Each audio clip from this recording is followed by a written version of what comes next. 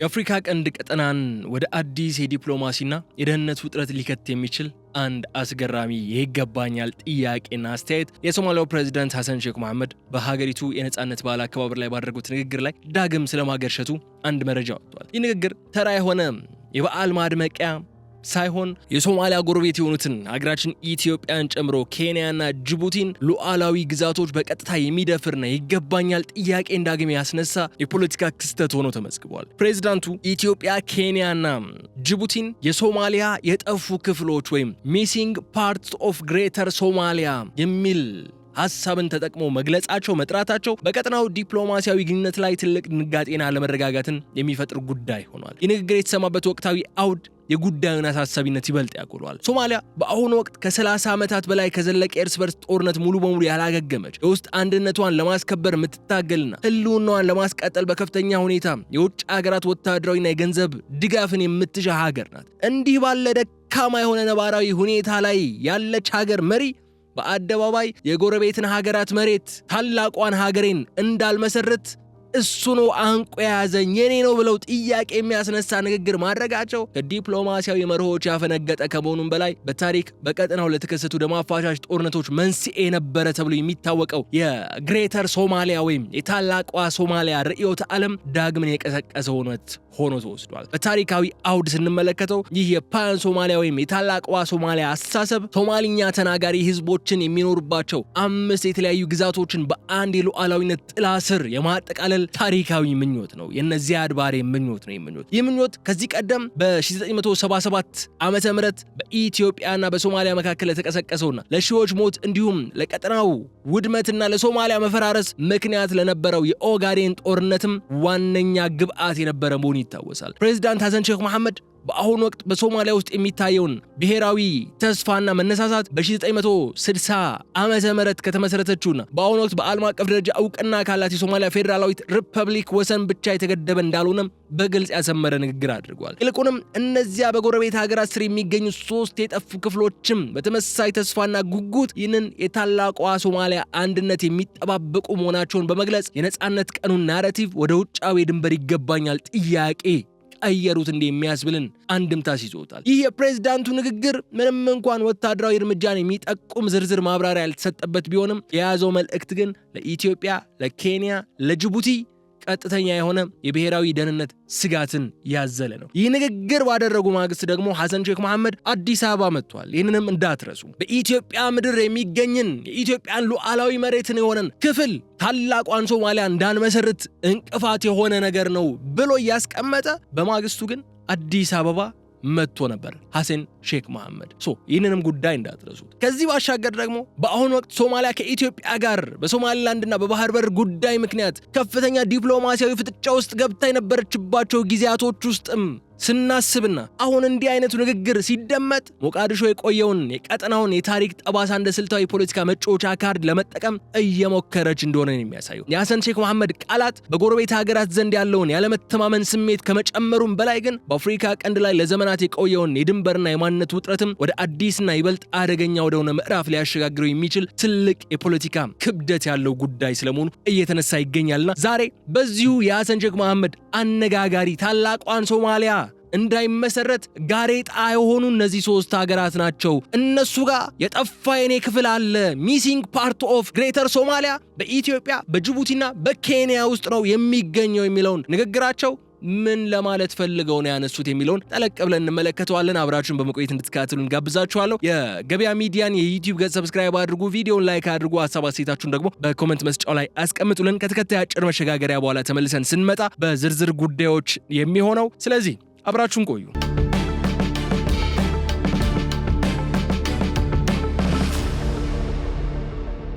ፕሬዝዳንት ሐሰን ሼክ መሐመድ በቅርቡ ባደረጉት ንግግር የጠቀሷቸው 3 የጠፉ ክፍሎችን ምንነት ለምንስ ጎረቤት ሀገራትን ያህል ትልቅ ኃይሎች ላይ ያነጣጠረ ይገባኛል ጥያቄ ሊያሰሙ እንደቻሉና ንግግራቸውን ጥልቅ የፖለቲካ ክብደትን ለመረዳት የግድ ወደ 1960 ዓመተ ምህረት የታሪክ ምዕራፍና ወደ ሶማሊያ ብሔራዊ ሰንደቅ ዓላማ አመጣጥ መመለስ ግድ ይለናል። የተከበራችሁ የገበያ ሚዲያ ተከታታዮቻችን በዚያ የታሪክ ወቅት የእንግሊዝ ይዞታ የነበረችው ሶማሊላንድና የጣሊያን ሶማሊላንድ የነበረችው ግዛት ከቀኝ ግዛት ቀንበር ነፃ ወጥተው በአንድነት በመዋሃድ የመጀመሪያዋን የሶማሊያ ሪፐብሊክ ሲመሰርቱ አዲስቷ ሀገር ብሔራዊ ማንነቷና ስልታዊ ግቧን የምታንጸባርቅበት አዲስ የሆነ ሰንደቅ ዓላማ እንድታገኝ ተደረገ። በወቅቱ የተቀረጸው ሰማያዊ ሰንደቅ ዓላማ በላዩ ላይ ባለ 5 ጫፍ ነጭ ኮከብ እንዲኖረው ተደርጎ የተሰራ ነበር። የ5 ጫፍ ያለው ኮከብ እንዲሁ ለምልክት ለጌጥ ወይም ለውበት ብቻ የተቀመጠ አልነበረም። እያንዳንዱ ጫፍ ሶማሊያውያንን በብዛት ይኖሩባቸዋል ተብሎ የሚታሰቡትንና ወደፊት በአንድ ትልቅ የሉዓላዊነት ጥላ ስር መካተት አለባቸው የተባሉትን 5 ታሪካዊ ግዛቶች የሚያመለክት እጅግ ስልታዊና ርዕዮተ ዓለማዊ ምልክት ነበር። እነዚህ 5 የኮከቡ ጫፎች የሚወክሏቸው ግዛቶች በዝርዝር ሲፈተሹ የታላቋን ሶማሊያ ወይም ግሬተር ሶማሊያ ምኞት ምን ያህል ሰፊ ይገባኛል አድማስ እንዳለው በግልጽ ያሳያል። የመጀመሪያዎቹ 2 ጫፎች ቀድሞ ተዋህዶ የነበሩትን የጣሊያን ሶማሊላንድ ወይም የሀገሪቱ ደቡባዊና ማዕከላዊ ክፍል እንዲሁም የእንግሊዝ ሶማሊላንድ የሰሜኑን የአሁኑን የሶማሊላንድ ክፍልን የሚወክሉ ነበሩ። ሶስተኛው ጫፍ ደግሞ በወቅቱ በፈረንሳይ ቅኝ ግዛት ስር የነበረችውና በኋላ ላይ በ1977 ዓመተ ምህረት ነፃነቷን አውጃ ራሷን የቻለችው ሉዓላዊ ሀገሩና የተመሰረተችውን የጅቡቲ ሪፐብሊክን የሚያመላክት ነበር። አራተኛው ጫፍ በኢትዮጵያ ግዛት ስር የሚገኘውና በሶማሊያ ብሔርተኞች ዘንድ ምዕራብ ሶማሊያ ተብሎ የሚጠራውን ሰፊውን የኦጋዴን ወይም የአሁኑን የኢትዮጵያ ሶማሌ ክልል ግዛትን የሚወክል ነው። አምስተኛውና የመጨረሻው ጫፍ ደግሞ በኬንያ ነፃነት ማግስት በኬንያ ግዛት ስር የተቀጠለውንና በአሁኑ ወቅት የሰሜን ምስራቅ ግዛት ተብሎ የሚጠራውን ሰፊ የሶማሊኛ ተናጋሪዎች የሚኖሩበት የኬንያ መሬት የሚያመላክት ነበር። ይህ የኮከቡ ምልክትና የታላቋ ሶማሊያን ጽንሰ ሐሳብ ለሶማሊያ ብሔርተኞች ተራይ ጂኦግራፊ መገለጫን አይደለም። የአውሮፓ የቀኝ ግዛት ኃይሎች በ19ኛው ክፍለ ዘመን ማብቂያ ላይ የቆረጠዋቸውንና ህዝባቸውን ከፋፍለውባቸዋል ብለው የሚያምኗቸውን የሀገሪቱ ህገወጥ የሰውነት አካላት ተደርገው የሚወሰዱ መሆናቸው ነው። ተከታታይ የሶማሊያ መንግስታትም ይህንን ራዕይ በዲፕሎማሲም ሆነ በጦር መሳሪያ ለማስፈጸም ለበርካታ 10 ዓመታት ከፍተኛ ጥረትን ሲያደርጉ ቆይቷል። ፕሬዚዳንት ሐሰን ሼክ መሐመድ አሁን ላይ እነዚህ 3 ቀሪ ግዛቶች በይፋ የጠፉ የታላቋ ሶማሊያ ግዛቶች ናቸው ብለው መጥራታቸው ያንን የቆየውንና በቀጠናው ላይ ትልቅ የደም መፋሰስን ያስከተለውን የድንበር ይገባኛል ርዕዮተ ዓለም በአዲስ መልክ ህያው ለማድረግ መሞከራቸውን የሚያሳይ ከመሆኑም በላይ በጅቡቲ በኢትዮጵያና በኬንያ ዘንድም ሰፊ ስጋትና ታሪካዊ ጥንቃቄን የሚቀሰቅስ ሆኖ እናገኘዋለን። ይህ የታላቋ ሶማሊያ እሳቤ በምኞትና በሰንደቅ ዓላማ ላይ ብቻ የተቀመጠ የተንጠለጠለ ምልክት ደረጃ ብቻ የቀረ ያበቃል አይደለም። ይልቁንም በታሪክ ሂደት ውስጥ ወደ ከፋ ወታደራዊ ግጭት በመቀየር መላውን የአፍሪካ ቀንድ ቀጠና ያናጋ ትልቅ ክስተትንም የፈጠረ ነው። በ1977 የሀገሪቱ መሪ የነበሩት መሐመድ ዚያድ ባሬ ይህንን ብሔራዊ ስሜትና የ5 ጫፍ ኮከቡን ህልም በተግባር ለመተርጎም በማሰብ በኢትዮጵያ ላይ ሰፊ ወታደራዊ ጥቃትንም እስከ መሰንዘር ደርሶ ነበር። በወቅቱ ኢትዮጵያ በውስጥ የፖለቲካ ሽግግርና አለመረጋጋት ውስጥ መሆኗ እንደ መልካም አጋጣሚን በመጠቀም የሶማሊያ መደበኛ ጦር የኢትዮጵያን ድንበር ጥሶ በመግባት የኦጋዴንን ግዛት እስከ ማዕከላዊ ክፍል ድረስ በቁጥጥሩ ስር ለማዋል ችሎ ነበር። የወታደራዊ ድርጊት በሶማሊያ ታሪክ ውስጥ የታላቋ ሶማሊያ ህልምን ወደ እውን መሆን እጅግ ተቃርቦ የነበረበት ደረጃና የብሔርተኝነት ስሜቱ ከፍተኛ ሌቭል ላይ ደርሶ የነበረበት የታሪክ አጋጣሚ ተደርጎ ይወሰዳል። ነገር ግን ይህ ወታደራዊ ስኬት ብዙም ሳይቆይ በዓለም አቀፉ የኃይል ሚዛንና በኢትዮጵያ ጠንካራ የመከላከል አቅም ምክንያት ሙሉ በሙሉ ሊቀለበስ ችሏል። በወቅቱ የነበረው የሶቪየት ህብረት መንግስት የኩባ ታንከኛ ክፍለ ጦርና የየመን ወታደሮችም ለኢትዮጵያ ያደረጉትን ፈጣንና መጠነ ሰፊ ወታደራዊ ድጋፍ ሲነሳ የሚኖረው ዘውትር የሶማሊያ ጦርም በከፍተኛ ሽንፈትና ውድመት ከኢትዮጵያ ድንበር ተገፍቶ እንዲወጣ የተደረገበት አጋጣሚን ፈጠረ። ይህ የኦጋዴን ጦርነት ሽንፈት ደግሞ ለሶማሊያ ተራ የጦር ሜዳ ክስረት ብቻ አልነበረም ይዞ የመጣው። ይልቁንም የመሐመድ ዚያድ ባሬን ወታደራዊ አገዛዝ የውስጥ አንድነትና ህጋዊነት ሙሉ በሙሉ ያናጋ ትልቅ የታሪክ መውደቂያ ነው። በጦርነቱ ምክንያትም የሀገሪቱ ኢኮኖሚ ክፉኛ ወደመ። በጦርነቱ ማግስት በሰራዊቱና በተለያዩ የሀገሪቱ ጎሳዎች መካከል የነበረው አለመተማመን ወደ ከፍተኛ የውስጥ አመጽና የጎሳ ግጭት ተሻጋገረ። በመጨረሻም ይህ የታላቋ ሶማሊያ ግትር የሆነው ምኞት ያስከተለው የፖለቲካና የኢኮኖሚ ቀውስ እየገፋ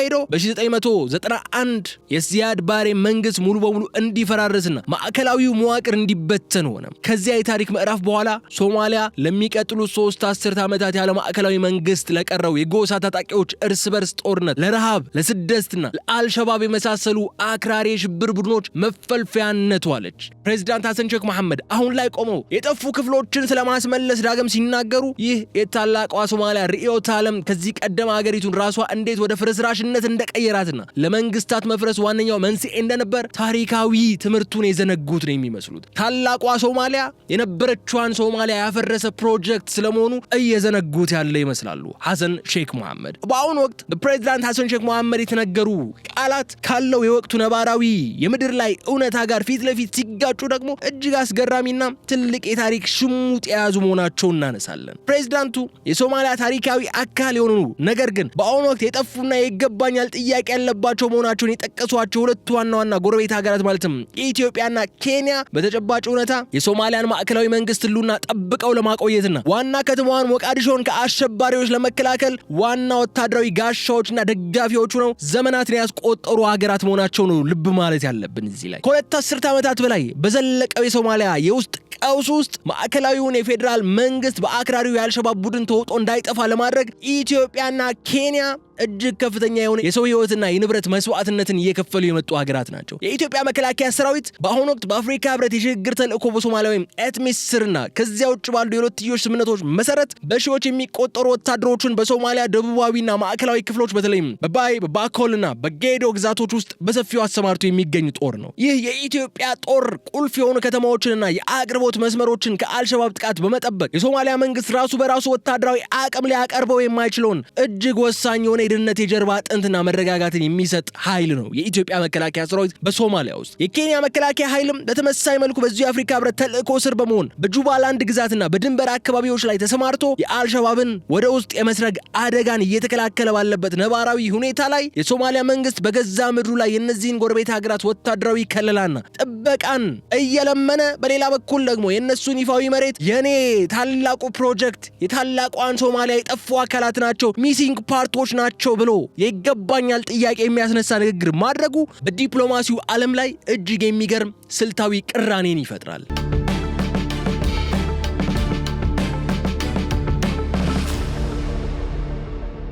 ጅቡቲ በበኩሏ ምንም እንኳን የሶማሊኛ ተናጋሪ ህዝብ በብዛት የሚኖርባት ሀገር ብትሆንም በአሁኑ ወቅት በአፍሪካ ቀንድ አልፎ ተርፎም በዓለም ላይ ከፍተኛ ቁጥር ያላቸውን የላቁ የውጭ ሀገራት ወታደራዊ ሰፈሮችን እያስተናገደች የምትገኝ ስትራቴጂካዊ ማዕከል በመሆን ራሷን የቻለ ሉዓላዊ ሀገርነቷን አጽንታ መቀጠል ችላለች። ጅቡቲ ያንን የቆየውን የፓን ሶማሊያ ርዕዮተ ዓለም ሙሉ በሙሉ ወደ ጎንን በመተው ራሷን ከዓለም አቀፉ የኢኮኖሚና የደህንነት ትስስር ጋር ያዋሃደች በመሆኗ ሞቃዲሾ የይገባኛል ናሬቲቭ በጅቡቲ ዘንድም ተቀባይነት የሌለው የታሪክ አቧራ ነው ሊሆን የሚችለው። ስለዚህም ነው የፕሬዝዳንት ሐሰን ሼክ መሐመድ ንግግር የአገሪቱን ደህንነትና መረጋጋት እየጠበቁ ያሉትን ወዳጆች የሚያስከፋ በጎረቤቶች መካከል ያለውን የጋራ ደህንነት የመጠበቅ ስምምነት አደጋ ላይ የሚጥልና ሶማሊያ ካለችበት ደካማ የሆነውን ወታደራዊ ቁመና ጋር ፍጹም የማይጣጣም የተዛባ አካሄድ ነው ሐሰን ሼክ መሐመድ ለመከተል የሞከሩት። የዓለም አቀፍ ግንኙነትና ፖለቲካ ተንታኞች እንዲሁም የቀጠናው የፖለቲካ ታዛቢዎች ሆን ይህ የፕሬዝዳንት ሐሰን ሼክ መሐመድ ንግግር ምን አይነት ስልታዊ ግብን መሰረት አድርጎ የቀረበ ነው በሚለው መሰረታዊ ጥያቄ ላይ ሰፊና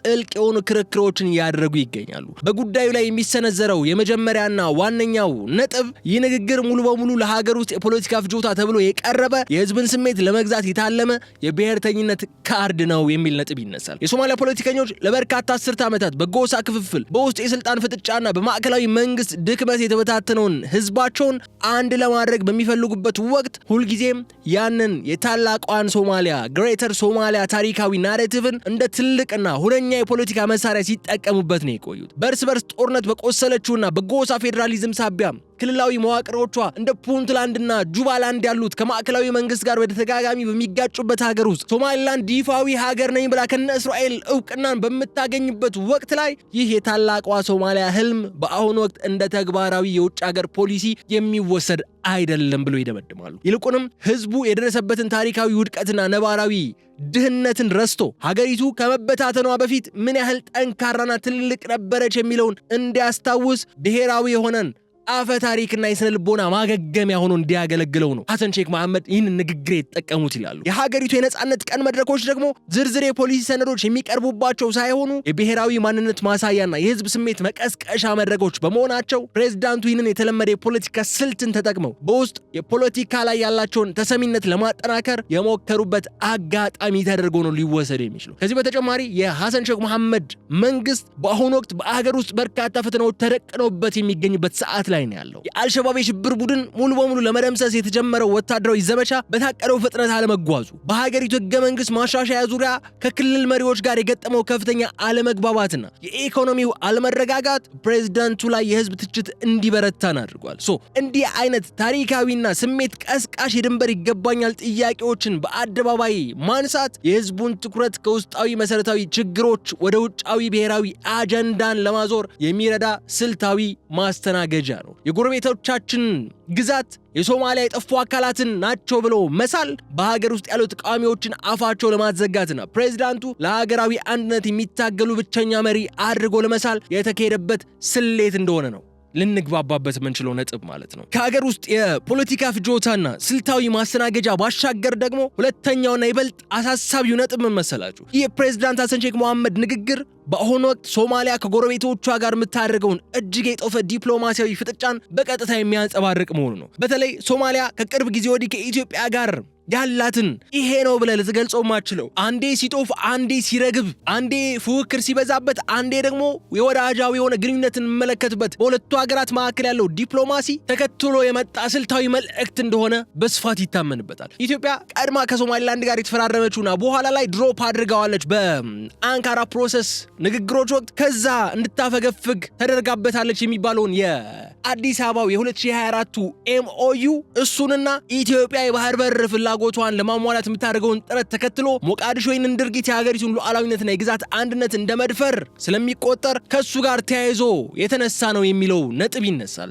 ይህ ፕሬዝዳንቱ ንግግር የጠፉ ክፍሎቼ በኢትዮጵያ በኬንያና በጅቡቲ ያሉ የሚለው ሐሳብ በኢትዮጵያ ላይ የታቀደም የተዘዋዋሪ ዲፕሎማሲያዊ ዛቻ ወይም ያልተቋጨው የቅሬታ ስሜት ማሳያ ተደርጎ ሊወሰድ የሚችል ነጥብ ነው። ይህ አይነቱ ንግግር በሁለቱ ሀገራት መካከል ያለውን ያለመተማመን ስሜትና የቆየውን የጥርጣሬ ድባብ ይበልጥ የሚያበረታታ ከመሆኑም በላይ ግን በቀጠናው ሰላምና ደህንነት ላይ ተጨማሪ የፖለቲካ ጋሬጣን የሚጥል ነው። ሶማሊያ የኢትዮጵያን የባህር በር ፍላጎትና ከሶማሊላንድ ጋር ያለውን ይፋዊ ያልሆነውን ግንኙነት በዓለም አቀፍ መድረኮች ላይ በጽኑ እየተቃወመች ባለችበት ወቅት የኦጋዴንን ወይም የአሁኑን የሶማሌ ክልል ግዛትን ዳግም የሶማሊያ አካል የታላቋ ሶማሊያ አካል አድርጎ በአደባባይ መጥራት ጉዳዩን ይበልጥ ውስብስብ እንዲሆን ያደርጓል። ኢትዮጵያም የተወቹን የሶማሊላንዱን ጉዳይ ይፋዊ በሆነ መንገድ እንድትገፋበት ሊያነሳሳ የሚችል ነጥብ ነው። የአካሄድ በሁለቱ ሀገራት መካከል ያለውን ግንኙነት ወደ ቀድሞው የጠላትነት ታሪክ የሚመልስ እንጂ ለተፈጠረው ዲፕሎማሲያዊ ቀውሶች ሰላማዊና ዲፕሎማሲያዊ መፍትሄን ለመፈለግ የሚረዳ ብቻ ሳይሆን የነበሩ ዲፕሎማሲያዊ ጥረቶችን በቱርክ አሸማጋይነት በአንካራ የተደረሰበውን ስምምነትንም ሊጥስ የሚችል ንግግርን ነው ያደረጉ የሚገኙት ሐሰን ሼክ መሐመድ። ከዚህ ባሻገር በሶማሊያ የፖለቲካ መሪዎች ዘንድ በአደባባይ በሚንጸባረቀው በዚህ የብሔርተኝነት ስሜትና በተጨባጩ የሀገሪቱ ወታደራዊ፣ ኢኮኖሚያዊ እንዲሁም ዲፕሎማሲያዊ አቅም መካከል ያለው ልዩነትም እጅግ ሰፊና በምንም መልኩ ሊታረቅ የማይችል ሊሆን ይመጣል። ሶማሊያ በአሁኑ ወቅት የራሷን የውስጥ ሰላምና ብሔራዊ ደህንነት በራሷ ወታደራዊ ኃይል ብቻ ማረጋገጥ ያልቻለች ዋና ከተማዋን ሞቃዲሾን ጨምሮ በርካታ ቁልፍ ከተሞቿ የውጭ ሀገር ወታደሮች መሬቷ ላይ ሳይኖሩ ሁሉናቸው በቀጥታ ለአደጋ የሚጋለጡባት ደካማ ሀገር ነች ሶማሊያ። ከ1977 የኢትዮጵያ የኦጋዴን ግዛት በከፊል እስከ መቆጣጠር አድርሶ የነበረውን የድሮ ጠንካራና የተደራጀው የሶማሊያ ብሔራዊ ጦር በ1991 በነበረው የእርስ በርስ ጦርነት ምክንያት ሙሉ በሙሉ ከፈረሰ በኋላ እስካሁን ድረስ ሀገሪቱ ከተደቀነባት የአልሸባብ የሽብር አደጋ እንኳን ሙሉ በሙሉ ነፃ የሚያወጣና ጠንካራ ወታደራዊ መዋቅር መገንባትን አልቻለችም። ዛሬም ድረስ የኢትዮጵያና የሌሎች የጎረቤቶቿ መከላከያ ሰራዊቶች ናቸው የሚጠብቋት። ኢቭን የሐሰን ሼክ መሐመድ ስልጣንን የሚጠብቁት እነዚህ የጠፉ ክፍሎች ያሉባቸው የሚባሉት የኢትዮጵያ፣ የኬንያና ሌሎች ሀገራት ወታደሮች ናቸው፣ ኢንክሉዲንግ ኢጅፕት ማለት ነው።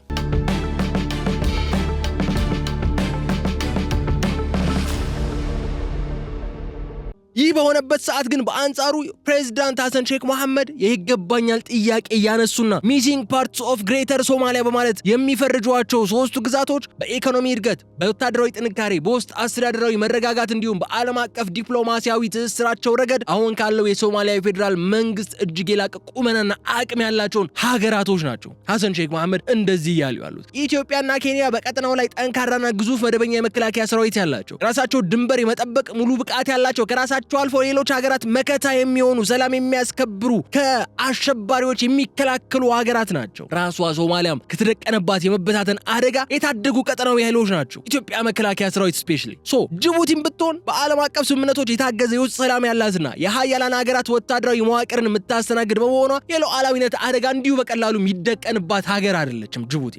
በሞቃዲሾ መድረኮች ላይ የሚሰሙት እነዚህ ስሜት ቀስቃሽ መፈክሮች ካለው የምድር እውነታ ጋር ፍጹም የማይገናኙ መሆናቸው በስፋት ይነሳል። ሶማሊያ የራሷን የውስጥ አንድነት ማስከበር ተስኗት ደቡባዊና ማዕከላዊ ክፍሎቿ በጎሳ ታጣቂዎችና በአሸባሪዎች ስጋት ውስጥ እያሉ የጎረቤት ሀገራትን ግዙፍ መሬት የኔ ነው ብለው መናገር በተግባራዊ ፖለቲካ ውስጥ ምንም አይነት ተደማጭነትና ተፈጻሚነት ሊኖረው የማይችል ጉዳይ ነው ሐሰን ሼክ መሐመድ እያሉ ያሉት። የአካሄድ በስሜት የሚነዳ ብሔርተኝነት የሀገሪቱን ነባራዊ አቅምና ዓለም አቀፋዊ የኃይል ሚዛንን ካለመገንዘብ የሚመነጭ ስልታዊ ስህተት የበዛበትና የሀገሪቱን ዲፕሎማሲያዊ ተአማኒነት በዓለም አቀፉ ማህበረሰብ ዘንድ ይበልጥ የሚያዳክም መሆኑን በተጨባጭ መገንዘብ ግን ግድ ይለናል። ከዚህ ባሻገር የግሬተር ሶማሊያ ብሔርተኝነት እሳቤ ትልቅ የታሪክ ምጸትና አሳዛኝ ገጽታው መመስላችሁ ውጫዊ ግቦቹን ማሳካት አለመቻሉ ብቻ ሳይሆን ይልቁንም ራሷን ሶማሊያ ከውስጥ ያፈራረሰና የመበተኗ ዋነኛ መንስኤ መሆኑ ነው። ሶማሊያ ለዚሁ ዛሬ ላይ ላለችበት ምስቅልቅል ውስጥ እንድትገባ የዛኔ ዚያድ ባሬ ግሬተር ሶማሊያን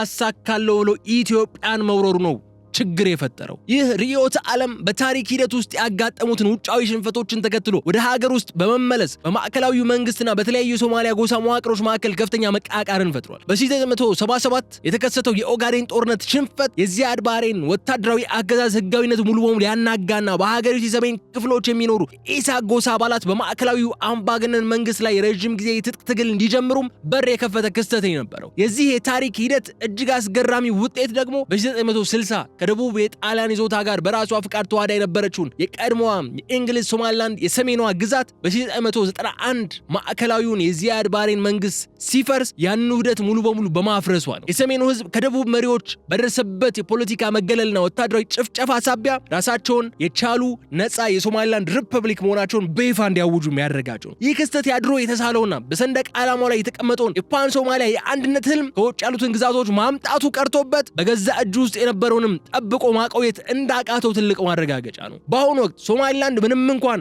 ዓለም አቀፋዊ እውቅና ባታገኝም ከራሷ ሶማሊያ ሪፐብሊክ በተሻለ መልኩ የራሷ ሰራዊት፣ ፓስፖርት፣ ገንዘብና የተረጋጋ ዲሞክራሲያዊ ምርጫ የምታስተናግድ እንዲሁም ሰላማዊ ሀገሯን መገንባት የቻለች የእስራኤልን ይፋዊ እውቅና ማግኘት የቻለች ሰላማዊ ግዛት ነው። እሷን ሳያስመልሱ የያዙትን እያጡ ነው። እንግዲህ ሌሎች ተጨማሪ ግዛቶች ዊሽ እያደረጉ እየተመኙ ያሉት ታላቋን ሶማሊያ ያጣችሁ እኮ በኢትዮጵያ በኬንያና በጅቡቲ ያለውን መሬትን ነው የሚል ህልምን ያራመዱ ያሉት ማለት ነው ሐሰን ሼክ መሐመድ። ሞቃዲሾ በየቀኑ በአሸባሪዎች ጥቃትና የውስጥ የጎሳ ክፍፍል ስትታመስ፣ ሃርጌሳ ሶማሊላንድ የተረጋጋ ኢኮኖሚና የደህንነት ቀጠናን መፍጠር ትችላለች። ፕሬዚዳንት ሐሰን ሼክ መሐመድ ቆመው ስለጠፉት ግዛቶቻቸው በኢትዮጵያ በኬንያና በጅቡቲ አሉና ይገቡናል ብለው በሚያነሱበት ወቅት በገዛ እጃቸው ስር ያለችውና ከ30 ዓመታት በላይ ርቃቸው የቆየችውን ሶማሊላንድ በቅርቡ ከእስራኤል ጋር እውቅና ስታገኝ የታላቋ ሶማሊያ አስተሳሰብ በገዛ ቤታቸው ውስጥ ሙሉ በሙሉ እየከሸፈ መሆኑ በተግባር ያሳየ ታሪካዊ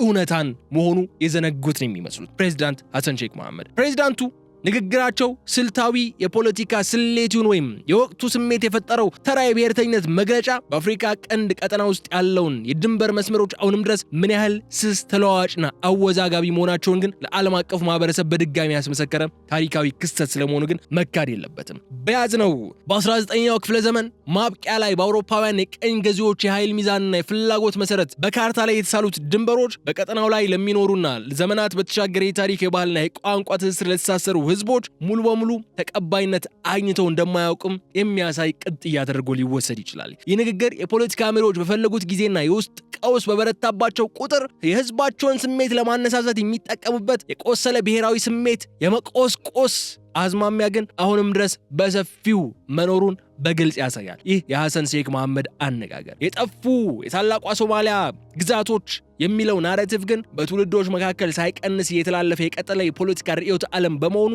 በቀጠናው ሀገራት መካከል ዘላቂ ሰላምን፣ የኢኮኖሚ ትስስርና እምነትን ለመገንባት የሚደረጉትን ክልላዊ ጥረቶች ሁልጊዜም በጥርጣሬ ስር እንዲወድቁ የሚያደርግ ትልቅ ጋሬጣ ነው። የአፍሪካ አንድነት ድርጅት የአሁኑ የአፍሪካ ህብረት በ1964 በካይሮ ባደረገው ጉባኤ ላይ በአፍሪካ ቀውስ እንዳይፈጠር በሚል የቀኝ ግዛት ድንበሮች እንዳሉ እንዲከበሩ ያሳለፈው ያስተላለፈውን ታሪካዊ ውሳኔ ሶማሊያ በወቅቱም ሆነ አሁን ላይ ሙሉ በሙሉ ለመቀበል መቸገሯ ግን የቀጠናውን የዲፕሎማሲ ሰማይ ሁልጊዜም ለአደጋ የሚያጋልጥ ሊሆን ይችላል።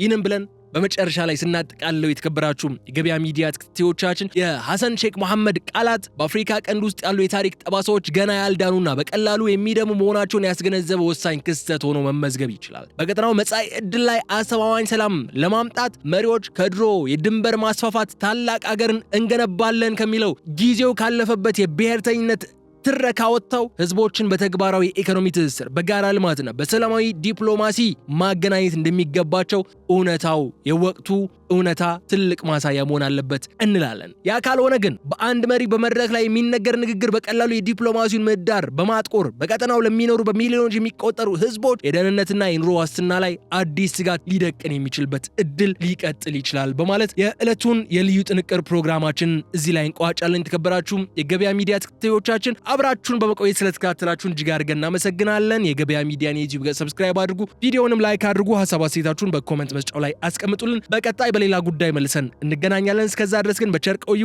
ሰላም።